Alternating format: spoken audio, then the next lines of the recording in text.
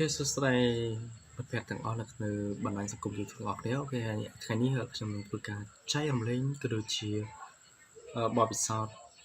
បាទការដាក់ PhotoShop ខ្មែរនៅលើកម្មវិធី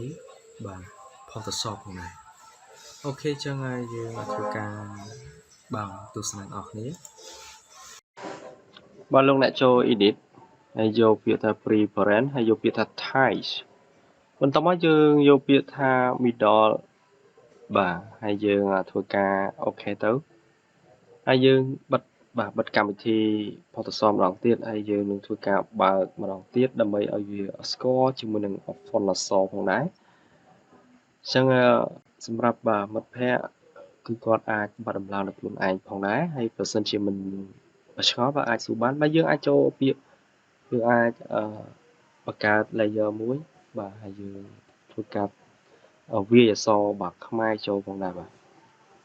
ចឹងយើងដាក់ថាខ្មែរ Unicode ចឹងនៅពេលដែលយើង configure ហើយគឺវានឹងចេញបាទមានខ្មែរច្បាស់លាស់មែនតើចឹងគឺនេះគ្រាន់តែជាបទពិសោធន៍ខ្លីៗតែប៉ុណ្ណោះសម្រាប់ចែកជូនទៅដល់មិត្តភ័ក្តិបាននៅលើបណ្ដាញសង្គម YouTube ក៏ដូចជាបណ្ដាញសង្គមទាំងអស់ផងដែរបាទបើសិនជាពេញចិត្តជាមួយនឹងវីដេអូនេះបាទសូមជួយ Subscriber និង Like Comment ទាំងអស់គ្នាដើម្បីទទួលបាននៅវីដេអូខ្លីៗនិងចំណេះដឹង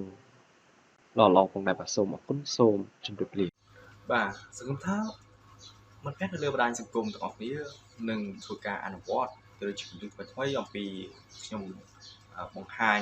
ជូនទៅដល់មិត្តភក្តិអស់គ្នាផងដែរពីបន្តទៀតផងដែរបាទអរគុណសូមជម្រាបលា